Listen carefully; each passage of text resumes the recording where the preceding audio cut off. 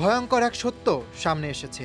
Iran এখনও তার সবচেয়ে শক্তিশালী ক্ষেপণাস্ত্র ব্যবহারই করেনি। ইসরায়েলের সামরিক ঘাঁটি ও পারমাণবিক স্থাপনা যেসব অস্ত্রে ধ্বংস হয়েছে সেগুলো ছিল ইরানের পুরনো অস্ত্র ভাণ্ডারের। তাহলে প্রশ্ন হচ্ছে, নতুন ক্ষেপণাস্ত্রগুলো কোথায়, আর সেগুলো চালানো হলে কি হতে পারে?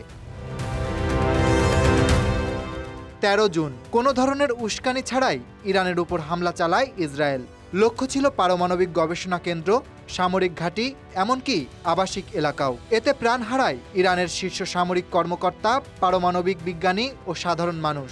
এর জবাবে ইরান শুরু করে অপারেশন ট্রু প্রমিস 3। কয়েক দফায় ইসরায়েলের উপর চালানো হয় ভয়াবহ ক্ষেপণাস্ত্র ও ড্রোন হামলা।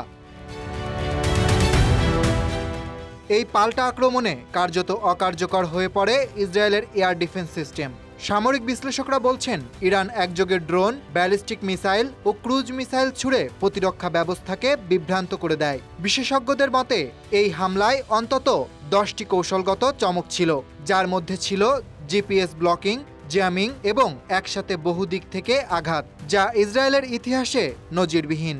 তবে আশ্চর্যের বিষয় হলো, এই ভয়াবহ হামলায়ও ইরান তাদের নতুন প্রজন্মের ক্ষেপণাস্ত্র ব্যবহার করেনি।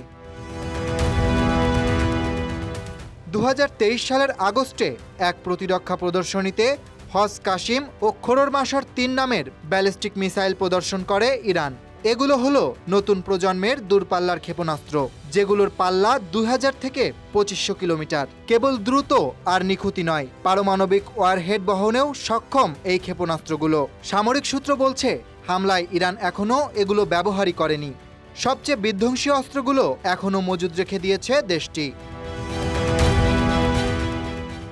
বিশ্লেষকরা বলছেন, কৌশলগত কারণে এখনও নিজের তুরুপের তাস আগলে রেখেছে ইরান। তারা চায় না যুদ্ধ ছড়িয়ে পড়ুক বড় পরিসরে। এক্ষেত্রে ইরানের বার্তা পরিষ্কার, তোমরা থামলে আমরাও থামব, কিন্তু আবার হামলা হলে জবাব হবে সীমাহীন। আর বড় মিসাইল ব্যবহারের অর্থই হতে পারে একটি আঞ্চলিক সংঘর্ষকে তৃতীয় বিশ্বযুদ্ধের দিকে ঠেলে দেওয়া। তাই এখন পর্যন্ত ইরান দেখিয়েছে নিয়ন্ত্রিত আঘাত, কিন্তু রেখেছে সীমাহীন সক্ষমতা। ইসরায়েলের রাজনীতিবিদরা যখন আতঙ্কে ও চাপে, তখন ইরান যেন গোটা বিশ্বকে দিচ্ছে কড়া বার্তা। মধ্যপ্রাচ্যে এখন আর কেউ একতরফা আধিপত্য বিস্তার করতে পারবে না। ইসরায়েলের আয়রন ডোম, ডেভিড স্লিং আর অ্যারো সিস্টেম সবই ব্যর্থ হয়েছে ইরানের প্রচলিত অস্ত্রের কাছে। তাহলে হজ কাসিম চালালে কি হতে পারে? এই প্রশ্ন শুধু ইসরায়েলের নয়, এখন সারা বিশ্বের কাছে এক ভয়ঙ্কর চিন্তার নাম। Dhaka express news desk.